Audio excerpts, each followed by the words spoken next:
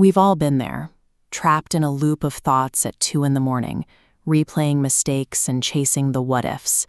You are physically still, yet your mind is exhausted from fighting a battle that ended years ago. Sammy knew this exhaustion better than anyone. In his village, he was the respected boatman who ferried people across the river, navigating the waters with a calm, practiced hand. But his outward composure was a mask. Sammy was hauling a massive, invisible burden, the memory of a tragic accident that had claimed his younger brother. He blamed himself for every detail, replaying the tragedy until the guilt became his constant companion. It's a reminder that the heaviest things we carry aren't made of wood or stone. They are the psychological prisons we build out of our own memories. The villagers watched as Sammy began to change. He moved with a heavy, labored gait. His laughter disappeared from the night fires. He was physically present, but his spirit was elsewhere.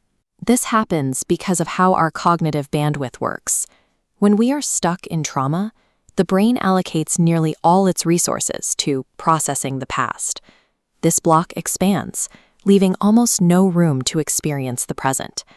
Eventually, it locks into a feedback loop, deflecting new opportunities, prioritizing the pain of yesterday over today's potential. This is a functional crisis. When the mind is entirely occupied by a loop of guilt, it loses the capacity to perceive or engage with the world as it exists right now. The shift began with a child.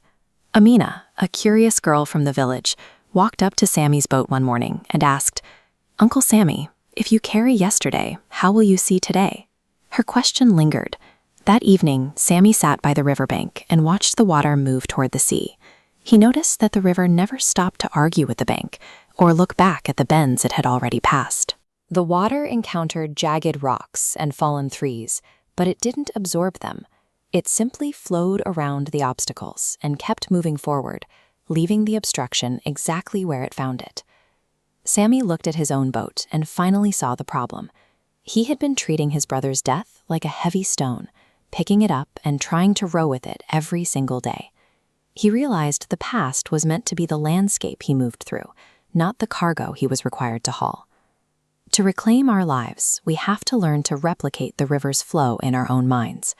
There is a practical way to break the cycle of recurring guilt. First, identify the stones. Objectifying your past into separate events makes them something you can put down. Second, assess the weight. Carrying regret only succeeds in sinking your current potential. Third, reframe the memory. Convert the weight of guilt into the fuel of honor. Letting go isn't about forgetting what happened. It is the active choice to move your mental energy away from what was and toward what is. The following morning, Sammy arrived at his boat with a clear mind. He made the conscious decision to leave those metaphorical stones on the bank. As he stepped onto the deck, he felt an immediate lightness. The crushing pressure in his chest that had been there for years simply evaporated. He looked at the rising sun and smiled. The tragedy of the past was still there, but it was behind him now. The river was ahead, and for the first time in years, he was ready to follow it. This clarity changed the way Sammy moved. He was no longer fighting the current or struggling against the water. He was back in a state of flow, harmonized with the world around him. If you find yourself held hostage by your own history, there are 3 anchors you can drop right now. Reframe your narrative.